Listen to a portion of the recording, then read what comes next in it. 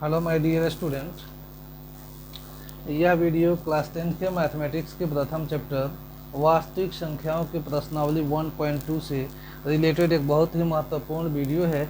इस वीडियो में हम लोग इस प्रश्नावली के सभी प्रश्नों को कंप्लीट करने का प्रयास करेंगे। इस प्रश्नावली में हम लोगों को मेनली जो है HCF और LCM के बारे में पढ़ना है। क्या HCF और LCM। तो प्रश्नावली को शुरू करने से पहले थोड़ा सा मैं इसके बेसिक कॉन्सेप्ट के बारे में आप लोगों को बता देना चाहता हूं, ताकि जो प्रश्नावली के प्रश्नों को जब आप हल करें तो आपको 100% समझ में आ जाए। HCF highest common factor, LCM lowest common multiple, इसका होता है, इसको हम लोग शॉर्टकट में बोलते हैं मौस, और इसको लस, ठीक है।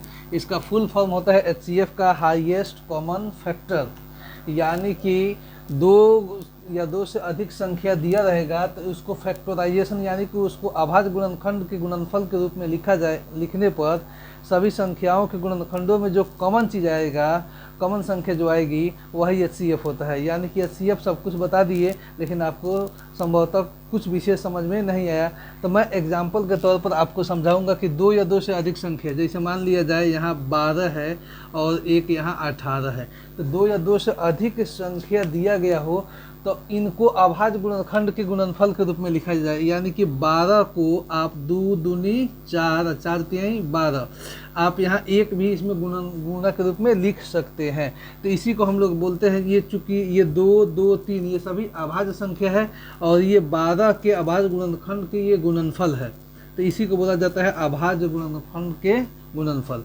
यहाँ 18, तो ये 18 को भी आप लिख सकते हैं कि 2 गुने 3, 3 2 तिहाई 6, 6 तिरका 18। तो दोनों के गुणनखंडों में जो सबसे बड़ी संख्या कॉमन होगा, जैसे यहाँ 3 और ये दोनों कॉमन है, लेकिन दोनों में बड़ी संख्या क्या है, 3 बड़ा है 2 से, इसलिए HCF जो है वह क्या हो जाएगा, तो 3 हो जाएगा। इसीलिए इसको हाईएस्ट कॉमन फैक्टर बोलते हैं। यानी कि उसके फैक्टर में, गुणनखंड में जो सबसे बड़ा गुणनखंड जो कॉमन आएगा वही होगा संख्याओं का HCF। यानी कि आपसे पूछा जाए कि मौसा क्या है, तो हम कह सकते हैं कि मौसा वह सबसे बड़ी संख्या होती है जिससे दी गई संख्या को पूरा पूरा विभाजित किया जा सके।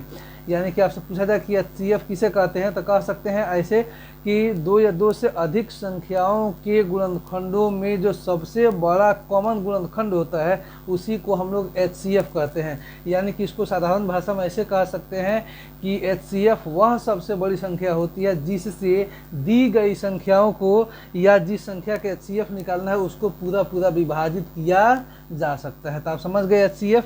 अब आपको बताते हैं हम LCM के बारे में।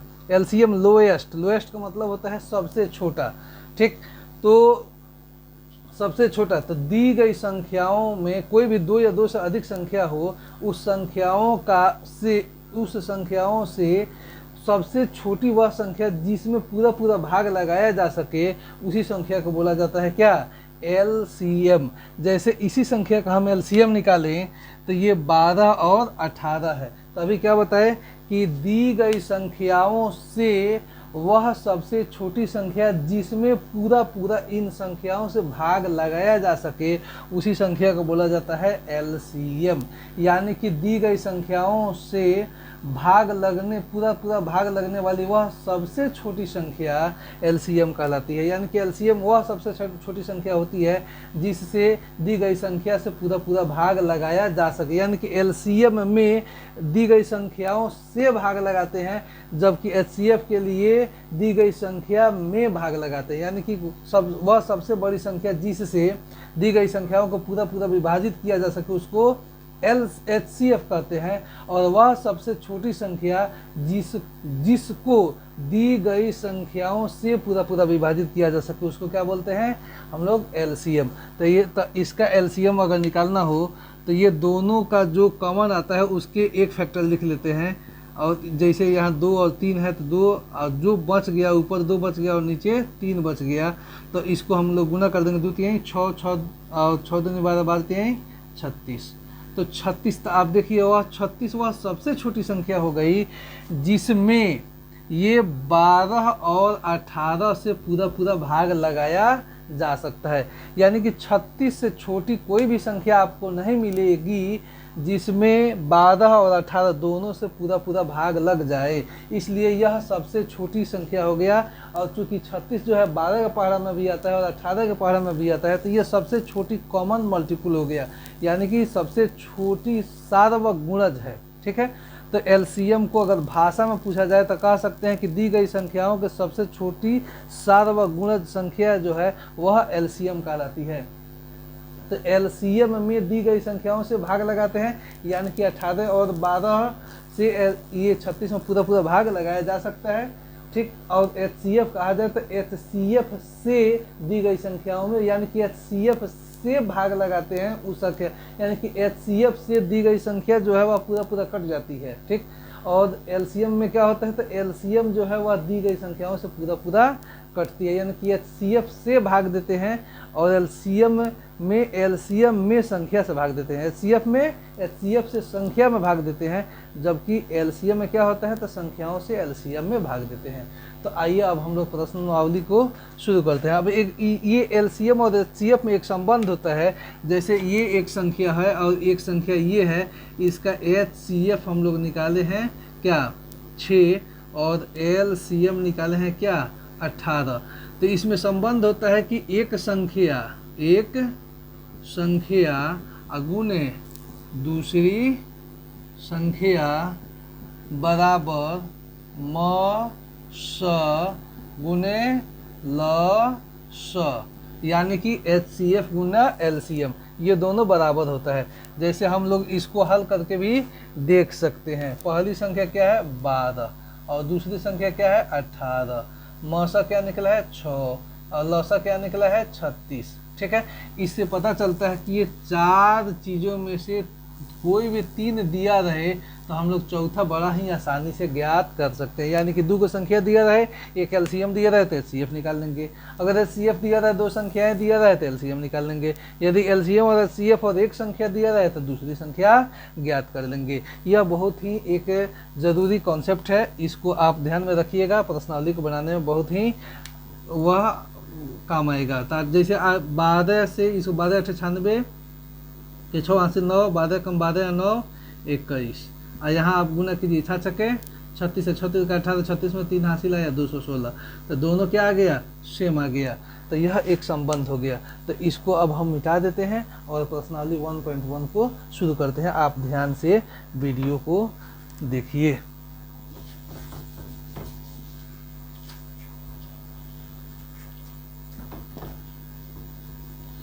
बच्चों 1.2 का पहला जो क्वेश्चन है वह क्वेश्चन को आप पढ़िए। क्वेश्चन में कह रहा है कि दी गई संख्याओं को उनके अभाज्य गुणनखंड के गुणनफल के रूप में व्यक्त करना है, अर्थात उसको लिखना है। तो हम लोग प्रश्नावली 1.1 की क्वेश्चन नंबर 1 का 1 देखेंगे। आप ध्यान से देखिए, कह रहा है कि निम्नलिखित संख्याओं को अभाज्य गुणनखंडों के गुणनफल के रूप में व्यक्त करना है 140। ठीक है, 140। तो इसको जो है हम लोग क्या करेंगे, तो 140 यहाँ लिख कर और इसको 2 से डिवाइड करना शुरू कर देंगे। अब 2 से नहीं कटेगा, ये कटेगा 5 से, 5 सत्ते क्या हो गया 40। तो यानी कि हम लोग का आ गया 140 बराबर 2 गुना 2 गुना 5 गुने 7।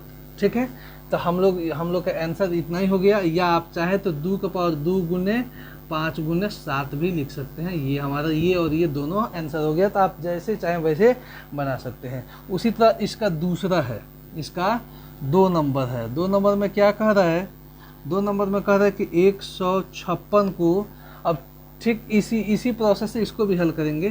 तो 156 आप यहाँ लिख दीजिए, 2 से 2 सते 14, 1 बचेगा 16, 2 8 16, 2 3 6, 2 9 18, 3 से 3 कम 3 3 का 9, यानी कि 156 बराबर आ गया 2 गुने 2 गुने 3 गुने 13।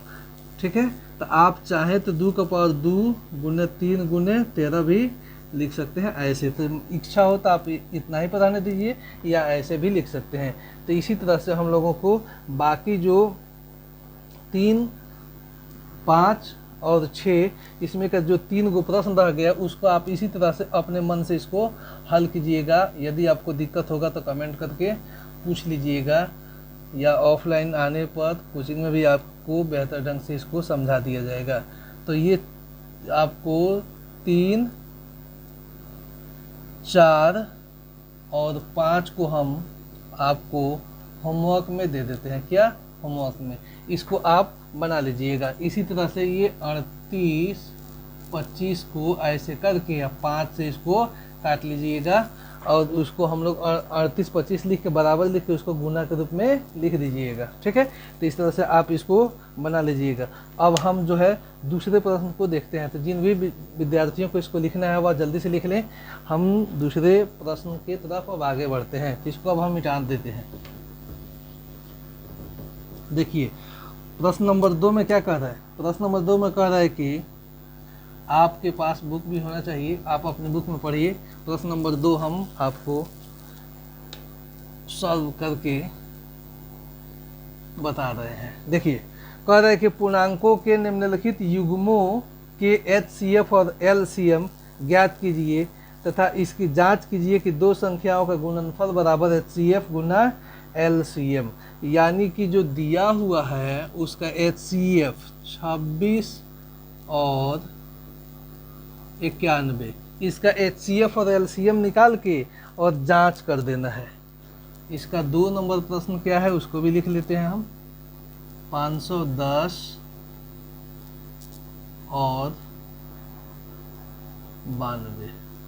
और 3 नंबर क्या है, तो 3 नंबर है 336 और क्या 54।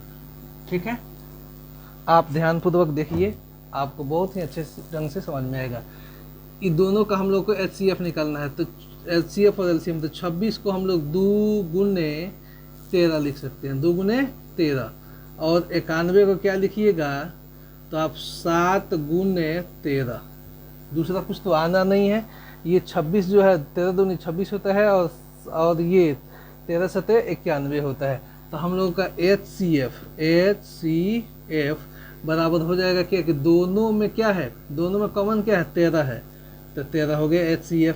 और LCM क्या होगा, तो अभी आपको बताए हैं कि कॉमन जो आता है उसके बदले में 1 ठो यानी कि 13, और जो बच गया वो लिख लेते हैं। ऊपर क्या बचा 2 और नीचे क्या बचा 7। इसको आप गुना कर लीजिए, 7 दूनी 14, 14 तिहाई 42, हासिल 4 और 14 कम 14 4 18, 182। तो LCM आ गया 182 और HCF आ गया 13। अब हम लोगों को क्या करना है, जांच करना है कि चूंकि पहली संख्या एक संख्या क्या दिया है, पहली संख्या या एक संख्या कहा था कि दो संख्याओं का गुणनफल, तो आप लिख सकते हैं पहली संख्या दूसरी संख्या या एक संख्या गुने दूसरी संख्या बराबर मस LCM HCF लिखा है उसी तरह आप भी लिख दीजिए, LCM गुने HCF। अब एक संख्या कितना है हम लोगों का 26 और दूसरी संख्या क्या है 91। LCM कितना निकला है 182, HCF कितना है 13। ठीक है, तो आप 26 से 91 में गुना कीजिए, 91 में आप गुना कीजिए, 91 में 26 से 6 कम 6 और 6 नवा 54, 2 एकम 2 और 2 नवा 18, 6 8 13 2, 2386। क्या आ गया 2386। आप इसे गुना कीजिए, 13 दूनी 26, हासिल 2, 13 8 104 और हासिल जोड़िएगा 2 106, 13 8 104। यहाँ हम लोग का कहीं गलती तो नहीं हुआ है। 13 दूनी 26 के 6 और 13 8 104 और 2 6 106। यहाँ इधर देखिए तो सॉरी यहाँ गलती हुआ है, 6 का 6 और 4 2 6। ठीक है, तो यहाँ हम लोग का थोड़ा सा मिस्टेक हुआ था। देखिए 13 दूनी 26 के 6, 13 8 104 और 2 हासिल जोड़िएगा 106 के 6 हासिल 10 और 13 कम 13 10 23। तो दोनों सेम आ गया। तो यही आपका जांच पूरा हो गया। तो इस तरह से इन प्रश्नों को हल करना है। इसी तरह आप दूसरे प्रश्न और तीसरे प्रश्न को भी बहुत ही आसानी से हल कर सकते हैं। दूसरे प्रश्न को हल करने के लिए 510 लिख दीजिए। यहाँ 510 को आप जो है 2 से 2 दूनी 4, 2 पचे 10 और 1 बचे, यहाँ 2 दूनी 4, 11, 2 पचे 10, 1 10, 2 पचे 10, ठीक है। 5 से 5 25 और ये क्या हो गया 5 से कम 5। अब इसको 3 से आप काट सकते हैं, ठीक है। कितना से 3 से 3 एकम 3 और 2 बचेगा, अगर 3 से तो 21 17 हो गया। अब यहाँ हम लोग का क्या है एक ठो, यानी कि 5 और दूसरा क्या है, तो दूसरा है हम लोगों का 92। तो 2 से 2 चौका 8, 1 बचेगा 2 छके 12 और ये आ गया क्या 23, ठीक है। तो आप जो है यहाँ 510 बराबर 2 गुने 3 गुने 5 गुने 17, यानी कि ये हो जाएगा 7, ये 2 3 6 5 30, ठीक 30, 2 3 क्या 2 5 10, 10 3 30 और 17 3 51, 2 गुने 2 3 6 6 5 30, 30, ये हो गया हम लोग का 2 3 6 6 5 30। और यहाँ हम मिस्टेक हो गया है, यहाँ क्या रहेगा 17 रहेगा, और 30 में 17 से गुना करेंगे 510 हो जाएगा। उसी तरह यहाँ हो जाएगा 92 में 2 दूनी 4 और 4 से 23 में गुना करेंगे 92। हमारा जो HCF आएगा HCF, वह देखिए HCF क्या होगा, तो 2 कॉमन क्या हो रहा है, तो यही दोनों कॉमन हुआ है, ठीक, और कहीं कुछ कॉमन है नहीं, तो HCF हम लोग का यही हो जाएगा, क्या होगा HCF, तो HCF हो जाएगा 2, ठीक है। LCM क्या आएगा LCM, तो कॉमन के बदले में एक ठो ऊपर क्या बचा है, ऊपर बचा है 3 गुने 5 और 17, नीचे क्या बचा है तो 2 गुने 23। आप उसको गुना कर लीजिए, जो आएगा वह LCM हो जाएगा। और जांच के लिए क्या कीजिएगा, जांच के लिए लिखेंगे कि एक संख्या गुने दूसरी संख्या बराबर HCF गुने LCM, ठीक है। इसी बेस पर इसको क्या कीजिएगा, आप जांच कर लीजिएगा, ठीक है। इसी तरह आप तीसरे प्रश्न को भी हल कर लेंगे, तो हम समझते हैं कि आपको कोई दिक्कत नहीं होगा। यदि फिर भी आपको कहीं कोई प्रॉब्लम आ रही है तो आप जो है कमेंट करके पूछ सकते हैं, या ऑफलाइन इंस्टीट्यूट में आने पर भी आपको बेहतर ढंग से आपकी समस्या को हल कर लिया जाएगा। तो अब हम लोग नेक्स्ट प्रश्न यानी कि तीसरे नंबर प्रश्न की ओर बढ़ेंगे। इसको हम मिटा देते हैं, जिनको लिखना होगा वह लिख लेंगे। तीसरे नंबर प्रश्न क्या कह रहा है, तो तीसरा भी है HCF और LCM से ही संबंधित है, उसको भी अभी ही हम लोग क्लियर करेंगे। जिन भी विद्यार्थियों को जो भी हम इसमें आपको बनाने के लिए होमवर्क के तौर पर क्वेश्चन दे रहे हैं उसको ज़रूर आप बनाइएगा। यदि आपको बनाने पर कोई दिक्कत हो रहा है तो आप पूछिएगा, मैं फिर से इसको समझा दूंगा, और आप कहिएगा तो उसको बना के भी आपको बता दूंगा। 3 नंबर कह रहा है कि अभाज्य गुणनखंड विधि द्वारा निम्नलिखित पूर्णांकों को HCF और LCM ज्ञात कीजिए। 3 नंबर में संख्या क्या है, संख्या हमारा 12, 15 और 21 है। 2 नंबर प्रश्न में 17, 23 और 29 है, और 3 नंबर प्रश्न में 8, 9 और 25 है। तो कह रहा है कि अभाज्य गुणनखंड विधि द्वारा इन संख्याओं को HCF और LCM ज्ञात करना है। तो आप ये 1 नंबर का हम लोग हल कर रहे हैं। 12 को लिखिए 2 दूनी 4, 4 3 12। 15 को आप लिख सकते हैं 3 गुने 5, और 21 को क्या लिख सकते हैं तो 3 गुने 7। अब बताइए तीनों में कॉमन आने वाला क्या है, तीनों में कॉमन आने वाला क्या है, तो वह 3 है। तो हम लोग का HCF जो है वह क्या हो जाएगा, 3 हो जाएगा। ठीक है, HCF क्या हो जाएगा, 3। HCF ऐसे लिख लीजिए, या और बेहतर स्टैंडर्ड फॉर्म में लिखना है तो HCF ऑफ 12, 15, 21 बराबर क्या आ गया, 3। ठीक, अब हम लोग क्या निकालना है, LCM। LCM ऐसे ही करके लिख सकते हैं, या डायरेक्ट LCM लिख के ऐसे लिख दीजिए। LCM के लिए हमारा होता है कि जो तीनों में कॉमन है उसके बदले में एक ठो, अगर 2 में भी कॉमन आएगा तो दोनों के बदले में एक को लिखेंगे, और बाकी जो बच जाता है वो सबको लिख लेंगे। तो बाकी तो कुछ कॉमन कहीं है नहीं, तो ऊपर 2 है, बीच में 5 है और नीचे 7 है। तो हम इसको कर सकते हैं 2 दूनी 4, 4 पचे 20, 20 तिहाई 60, और 60 से जब 7 में गुना करेंगे तो 7 छक्के 42, 420 आ जाएगा। तो हम लोग का एलसीएम क्या आ गया, 420। तो HCF 3 और LCM 420, ये हम लोग का आंसर हो गया। ठीक है, इसी तरह से हम इसको भी बना सकते हैं। ये 17 है, 17 तो कटेगा कुछ नहीं किसी से, तो 1 गुने इसको 17 लिख देंगे। ये 23 है तो 23 भी नहीं कटेगा, तो 1 गुने 23। 1 कब लिखते हैं, जब सभी के सभी अभाज्य संख्याएं हो, यानी कि वह 1 और खुद से ही कटने वाली हो, और उसके बाद क्या है 29। तो 1 गुने क्या लिखेंगे 29। तीनों में क्या चीज़ कॉमन है, तो 1 है, तो इसलिए HCF बराबर क्या लिख देंगे 1।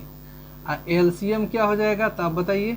तो HCF जो तीनों में होता है उसके बदले में, यानी कि 1 गुने बाकी सब लिख लीजिए, 17 गुने 23 गुने 29, जो आएगा यहाँ पर आप लिख लीजिएगा, वही इसका आंसर हो जाएगा। ठीक है, सेम इसी प्रकार से ये 3 नंबर को जब आप बनाना जाइएगा तो 8 को 2 दूनी 4, 4 दूनी 8। ठीक है, और आप चाहें तो 1 से भी इसको प्रारंभ कर सकते हैं कि 1 गुने ऐसे। ठीक है, 9 को तो 1 गुने 3 गुने 3, उसके बाद है 25। 25 को 1 गुने 5 गुने 5। अब बताइए तीनों में क्या चीज़ है, तीनों में 1 है, कॉमन तीनों में आने वाला 1 है तीनों। तो यहाँ हम लिखेंगे HCF बराबर क्या हो गया 1। LCM क्या आएगा, तो तीनों के बदले में जो है उसके बदले में, कॉमन के बदले में 1 ठो, और बाकी सबको लिख लेंगे। तो बाकी जो है ऊपर 2 2 2 है, बीच में 3 है और नीचे 5 है, यानी कि सबको लिखेंगे 2 गुने 2 गुने 2, 3 गुने 3, और क्या 5 गुने 5, 50, 25, 25 तिहाई 75। ठीक है, 75 दूनी 150, 150 दूनी 300, और 300 दूनी 600, और 600 से 3 में जब गुना करेंगे तो 18, यानी कि 2 दूनी 4, 4 दूनी 8। ठीक है, 8, 8 पचे 40, 40 पचे 200, और ये 3 3 का 9 हो गया। तो 9 में 200 से जब गुना करेंगे तो 9 दूनी 1800, यानी कि ये हमारा LCM क्या आ गया 1800। आप अपने से गुना करके भी देखिएगा, इतना ही होगा। तो HCF हो गया 1 और LCM हो गया 1800, आंसर हो गया। ठीक है, तो ये हमारा प्रश्न 3 नंबर भी कंप्लीट हो गया। अब हम लोग नेक्स्ट प्रश्न यानी कि 4 नंबर देखेंगे। तो इसलिए आप में जिन भी विद्यार्थियों को इसको लिखना है, तो वह हम कहेंगे कि वह आप स्क्रीनशॉट एक ले लीजिए और बाद में लिख लीजिएगा, या वीडियो को रोक के लिख लीजिए। अपने कॉन्सेप्ट को मजबूत करते जाइए, आप मैथ में बहुत बेहतर करेंगे। तो हम क्वेश्चन नंबर 4 की ओर अब बढ़ते हैं। क्वेश्चन नंबर 4 देखिए, अपने बुक में आप पढ़िए क्या लिखा हुआ है। क्वेश्चन नंबर 4, क्वेश्चन जब आप समझ लेंगे तो बहुत ही आसानी से उसको सॉल्व भी कर पाएंगे। क्वेश्चन नंबर 4 मैं पढ़ के आपको सुना देता हूँ। कह रहा है कि HCF ऑफ 300 लिखिए, लिख लीजिए। क्वेश्चन नंबर 4 लिख देते हैं हम। देखिए अब HCF ऑफ 300, 306 और 657 बराबर क्या 9। ठीक है, तो LCM ज्ञात करना है। तो क्या ज्ञात करना है हम लोगों को, LCM। आपको हम थोड़ा देर पहले बताए हैं कि दोनों के बारे में एक कॉन्सेप्ट क्या है कि पहली संख्या और दूसरी संख्या का गुणनफल HCF और LCM के गुणनफल के क्या होता है, बराबर होता है। तो लिखेंगे कि चूंकि एक, या ऐसे भी लिख लीजिए HCF गुने LCM बराबर एक संख्या गुने दूसरी संख्या। तो HCF कितना है, तो HCF जो है वह 9 है। LCM तो लाना है, एक संख्या 306 है और दूसरी संख्या 657 है। ठीक है, तो LCM जब हम लोग जाएंगे निकालने तो हमारा ये 9 इधर जाके क्या करेगा, डिवाइड हो करेगा, यानी कि भाग लगाएगा 657 बटा 9। आप इसको काट लीजिए, 9 एकम 9 और 9 तीन का 27, 3 बचेगा 36, 9 चौका 36। तो LCM बराबर हम लोग क्या हो जाएगा, तो 34 गुने 657। आप इसको गुना कर लीजिएगा, यही आंसर होगा। गुना करके भी हम आपको दिखा देते हैं। 34, तो 4 से 7 में 10, 4 सते 28 हासिल 2, 4 5 20 2 22 हासिल 2, और 4 छके 24 2 26, 3 से 3 सते 21 हासिल 2, 3 5 15 2 17 हासिल 1, 3 छके 18 1 19। ठीक है, 3 सते 21 के 1, 3 5 15 2 17, 3 छके 18 1 19, 8 3 3 2 2, 22,338, 8 3 7 6 13, 9 2 11, 1 हासिल लगेगा 12, 1 1 2, यानी कि LCM आ गया 22,338। ठीक है, यही हो गया हम लोगों का आंसर। तो आप लिख सकते हैं, इसलिए LCM ऑफ कितना 306 और 657 बराबर इतना। तो ये हम लोग का 4 नंबर प्रश्न भी कंप्लीट हो गया। आप इसका एक स्क्रीनशॉट ले लीजिए। हम जो है 5 नंबर प्रश्न को भी आपको हल करके दिखाते हैं, समझाते हैं। आपको वीडियो अच्छे लगे तो आप अपने दोस्तों के पास इसको ज़रूर शेयर कीजिए, क्योंकि आपके साथ साथ उसका भी तैयारी बेहतर हो जाएगा। आगे हम लोग क्वेश्चन नंबर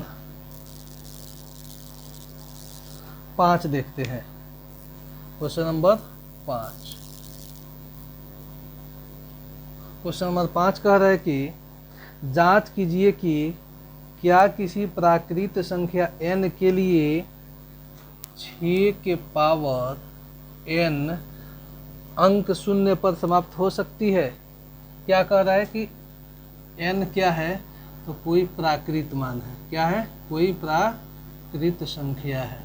ठीक है, तो प्राकृत संख्या शुरू कहाँ से होती है, तो 1 से। 1 2 3 4 डॉट डॉट डॉट चले जाइए। यानी कि कह रहा है कि आप जांच कीजिए कि किसी n के किसी प्राकृत मान के लिए 6 के पावर जो n है वह शून्य पर समाप्त हो सकती है कि नहीं है। तो आप पहले इसको हम एग्जाम्पल के तौर पर आपको समझा देते हैं, उसके बाद फिर आपको इसको समझा देंगे बेहतर ढंग से। यहाँ देखिए 6 n का पावर अगर हम 1 रखते हैं तो 6 का 6 होगा।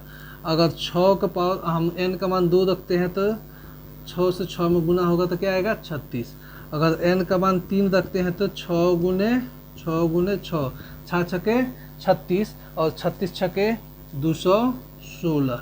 ठीक है, अगर n का मान क्या रखते हैं 4 तो 6 गुने 6 गुने 6 गुने 6, इस यानी कि 6 छके 36 और 6 एकम 6 और 3 9 और 6 दूनी 12, 1296। इसी तरह आप n का मान कुछ भी रखिएगा। अगर 10 रखते हैं तो 6 का जो है 6 का को हम लोग कई बार लिखेंगे, 10 बार लिखेंगे। कई बार 10 बार। ठीक है, तो आप कंफ्यूजन में मत रहिएगा। 1 2 3 4 5 6 7 8 9 10। तो आप 6 को 50 बार 100 बार हज़ारों बार लिखिएगा। 6 6 6 6 6 लिख के जब गुना करेंगे तो कभी भी हम लोगों को उसमें शून्य नहीं आएगा। ठीक है, शून्य नहीं आएगा। आपको थोड़ा सा मिस्टेक या कन्फ्यूजन हो सकता है कि यदि 6 का पावर हम लोग 10 रख दें 20 रख दें तो उसमें 0 आ जाता है। 10 और 20 रखने पर 6 का मतलब पावर आप कितना हो रखते हैं, तो इसका मतलब है कि 6 को उतना बार गुना करना है 6 में। 6 के पास 10 रखते हैं तो ऐसा नहीं है कि 6 से 10 में गुना करना है, नहीं, ये नहीं, हम लोग को करना क्या है, तो 6 को कब बार लिखना है, 10 बार। तो जब भी 6 को जितना बार भी लिखिएगा तो अंतिम में 6 ही आएगा, तो 6 से 6 में गुना कीजिएगा फिर 6 आएगा, यानी कि वह शून्य पर कभी भी समाप्त नहीं हो सकता है। दूसरा इसका बेस चीज़ क्या है कि किस प्रकार की संख्या शून्य पर समाप्त होती है, तो जिसको अभाज्य गुणनखंड करने पर उसमें क्या आए, तो 2 और 5 आए। कोई भी संख्या जिसको, जैसे यहाँ हमारा 6 है, 6 को गुणनखंड करेंगे तो क्या आएगा हम लोगों को, 2 गुने 3 आएगा, इसमें 5 तो आया नहीं, 10 जीरो आने के लिए 2 और 5 दोनों को आना जरूरी है। तो हम कह सकते हैं, ऐसे भी कह सकते हैं, हम इसको ऐसे भी करके और बता सकते हैं कि अतः n का कोई भी ऐसा प्राकृत मान नहीं है जिसके लिए संख्या 6 के पावर n शून्य पर समाप्त हो सकती है। यानी कि हम लोग इतना लिख कर दिखाकर, और अब यहाँ लिखेंगे कि अतः n का कोई भी ऐसा प्राकृत मान नहीं है जिसके लिए संख्या 6 के पावर n जो है वह शून्य पर समाप्त हो सकती है। या दूसरे तरह से इसको हम लोग कैसे बना सकते हैं, तो हम लोग लिखेंगे कि 6 के किसी भी संख्या को शून्य पर समाप्त होने के लिए उसके अभाज्य गुणनखंडों में 2 गुने 5 का आना जरूरी है, 2 और 5 का आना जरूरी है। क्योंकि 6 के अभाज्य गुणनखंड जो है में 2 और 3 आता है, इसमें 5 आना संभव नहीं है, इसलिए n के किसी भी प्राकृत मान के लिए 6 के पावर n जो है वह शून्य पर समाप्त नहीं हो सकता है। यानी कि कथन के रूप में भी आप इसको ऐसे लिख सकते हैं। एक बार फिर से बता देते हैं कि किसी भी संख्या को शून्य पर समाप्त होने के लिए उसके गुणनखंडों में 2 और 5 का आना जरूरी है। क्योंकि 6 के अभाज्य गुणनखंड में केवल 2 और 3 आते हैं, इसमें 5 का आना संभव नहीं है। अतः n के किसी भी प्राकृत मान के लिए 6 के पावर n अंक जो है शून्य पर समाप्त नहीं हो सकता है। तो इस तरह से आप लिख दीजिएगा, आपका आंसर कंप्लीट हो जाएगा। उसके बाद अब हम लोग क्वेश्चन नंबर 6 देखेंगे। क्वेश्चन नंबर 6 इसको हम मिटा देते हैं।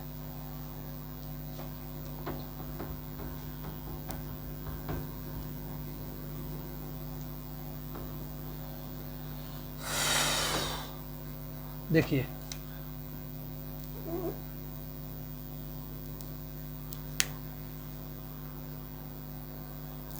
क्वेश्चन नंबर 6 कह रहा है कि जांच कीजिए कि व्याख्या कीजिए कि 7 गुना 11 गुना 13 जोड़ 13 और क्या है, तो और है 7 गुना 6 गुना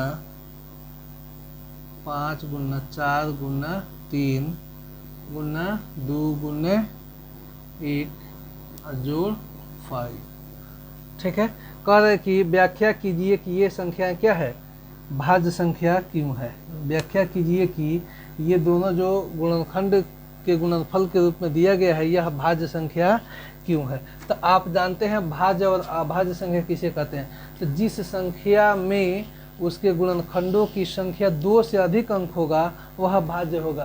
तो आप देखिए इसके गुणनखंड में 1 2 3 अंक है, इसमें ये चूँकि जोड़ है तो मिनिमम आप कह सकते हैं कि इसमें मिनिमम 3 अंक है। तो इस बेस पर भी हम कह सकते हैं यह क्या है, भाज्य संख्या है। और यहाँ 1 2 3 4 5 6, यहाँ 6 ये और 1 तो सब में होता ही है, तो मिनिमम यहाँ 1 6 1 7 हो गया।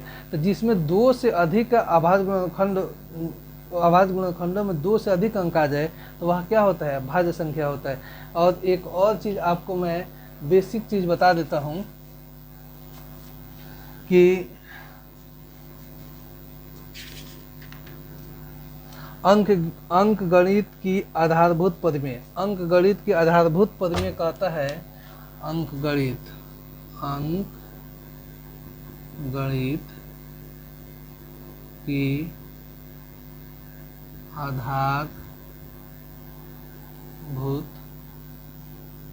परिमेय, फंडामेंटल थ्योरम ऑफ अरिथमेटिक, ये कहता है कि किसी भी भाज्य संख्या को उसके अभाज्य गुणनखंडों के गुणनफल के रूप में लिखा जा सकता है। किसी भी भाज्य संख्या को उसके अभाज्य गुणनखंडों के गुणनफल के रूप में लिखा जा सकता है। ये क्या कौन सा परिमेय कहता है? तो अंकगणित की आधारभूत परिमेय कहता है। क्या कहता है कि किसी भी संख्या को उसके अभाज्य गुणनखंड के गुणनफल के रूप में लिखा जा सकता है। इसको परिमेय 1.2 बोलते हैं। क्या बोलते हैं? परिमेय 1.2 आप बुक में देख सकते हैं, उसमें दिया हुआ है कि आपसे पूछा जाए कि अंकगणित की आधारभूत परिमेय क्या है, तो कह सकते हैं कि अंकगणित का आधारभूत परिमेय यह स्पष्ट करता है कि किसी भी भाज्य संख्या को उसके अभाज्य गुणनखंडों के गुणनफल के रूप में लिखा जा सकता है। यहाँ जो आप इसको ऐसे भी हल कर सकते हैं तो अगर हम चाहें तो इसको 13 से 11 सतह 77 और 77 में 13 से गुना करें, 13 सतह 91 के 1 और 13 सतह 91 या 9 क्या हो जाएगा? 100 के 100, यानी कि 13 से गुना करें 13 सतह 91 के 1 और 13 सतह 91 तो ये हो जाएगा हम लोग का 11 सतह 77 और 77 में 13 से गुना करेंगे ये, और फिर इसमें आप जोड़ दे कितना? 13, तो ये आ गया कितना? 1014। क्या आ गया? 1014।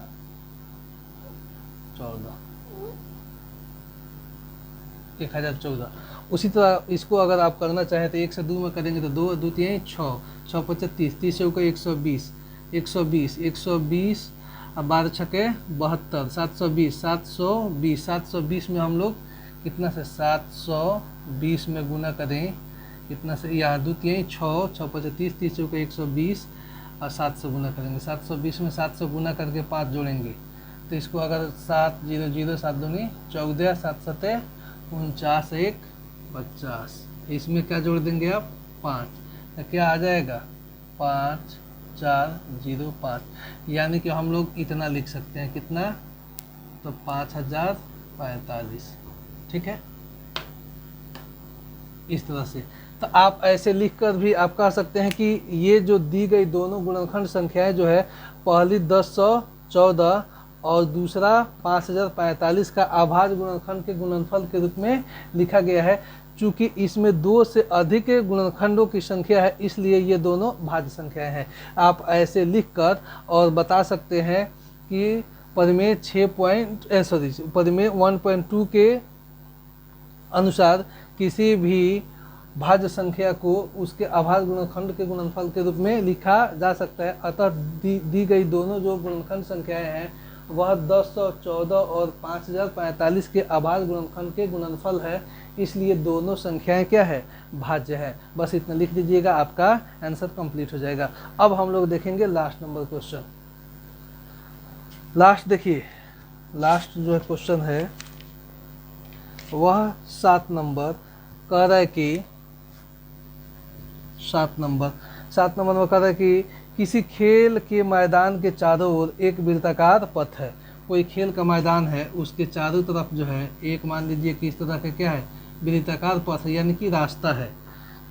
यहाँ क्या है? मैदान है। आगे देखिए, कह रहा है कि इस मैदान को एक चक्कर लगाने में सोनिया को 18 मिनट लगते हैं। एक चक्कर लगाने में सोनिया को कितना लगता है? 18 मिनट। मान लीजिए कि यहाँ से प्रारंभ करती है सोनिया और यहाँ से ऐसे घूमते एक चक्कर यहाँ तक आने में उसको 18 मिनट लगता है, जबकि इसी मैदान को एक चक्कर लगाने में रवि को 12 मिनट लगता है। रवि जो है मान लीजिए कि वह भी यहीं से प्रारंभ करता है, उसको कितना लगता है? 12 मिनट लगता है। इसका मतलब है कि रवि तेज दौड़ता है, सोनिया उससे कुछ धीमी गति से दौड़ती है।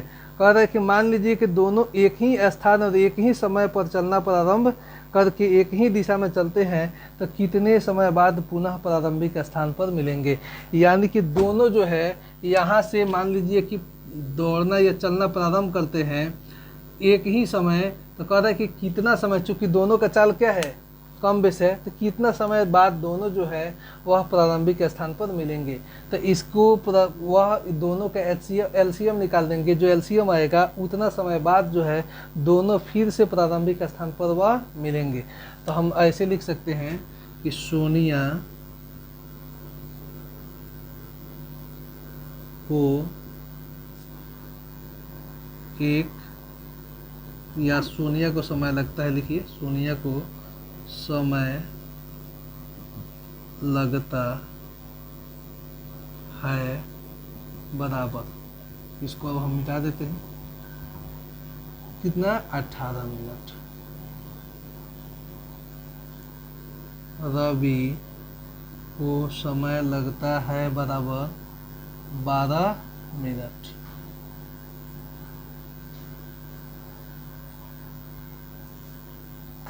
तो इसलिए दोनों को प्रारंभिक स्थान या बिंदु पर मिलने का समय क्या होगा? समय अभी आपको बताएं, बताइए क्या होगा।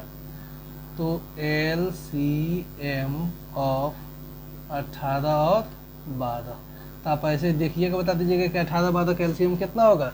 तो दोनों के पहाड़ा में 18 दूनी 36 और 12 दूनी 24, 12 3 36, यानी कि 36 ऐसी पहली संख्या है जो दोनों के गुणज में आती है। तो इसलिए इसका LCM क्या हो जाएगा? 36 हो जाएगा। इसे आप बना लीजिए, 18 का हो जाएगा 3 गुने 3 गुने 2, अब 12 का 3 गुने 2 गुने 2। तो हम लोग LCM निकालेंगे, तो LCM में क्या होता है, तो हम लोग जोड़ा लगाते हैं और इस जोड़े के बदले में 1 लिखते हैं और इसके छोड़ के जो बच जाता है बाकी सब लिख लेते हैं। इसलिए LCM बराबर इस जोड़े के बदले में 3, इस जोड़ा के बदले में 2, ऊपर बच गया 3, नीचे बच गया 2, 3 दूनी 6, 6 3 18, 18 दूनी 36, यानी कि 36 मिनट बाद जो है वह दोनों जो है प्रारंभिक स्थान जहाँ से दौड़ना शुरू किए थे वहाँ पर दोनों मिलेंगे। तो आप बता सकते हैं कि 36 मिनट में यह सोनिया जो है 2 चक्कर कंप्लीट करेगी, जबकि इतना ही समय में रवि जो है 3 चक्कर कंप्लीट कर लेगा और दोनों प्रारंभिक स्थान पर वह एक दूसरे से मिल जाएंगे। तो लिख लेंगे, अतः 36 मिनट बाद दोनों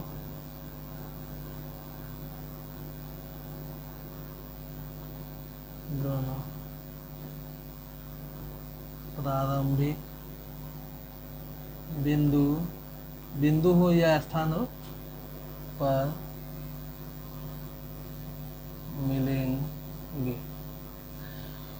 तो बच्चों वीडियो को 2-3 बार देखिए, आपको बिल्कुल ही समझ में आना ही है। यदि फिर भी कहीं आपको डाउट लग रहा है, कहीं नहीं समझ में आ रहा है, तो आप कमेंट करके पूछिए, या ऑफलाइन आप इंस्टीट्यूट में आने पर भी आप आप इसको पूछ सकते हैं और आपकी जो भी समस्या होगा उसको 100% आपको सॉल्व कराया जाएगा, वह भी पूरे कॉन्सेप्ट के साथ। इसलिए आप ऐसे ही इंटरेस्टिंग वीडियो के लिए चैनल को सब्सक्राइब भी कर लें, अपने दोस्तों के पास वीडियो को शेयर भी करें, लाइक भी करें वीडियो को। आगे अब हम लोग फिर नए वीडियो में प्रश्नावली 1.3 को कवर करेंगे, जो बहुत ही इम्पोर्टेंट है परीक्षा की दृष्टि से। उसमें परिमेय और अपरिमेय को साबित करने वाला वह प्रश्नावली है, इसलिए आप चैनल पर बने रहें। Thank you for watching. फिर मिलेंगे नेक्स्ट वीडियो में। Thank you.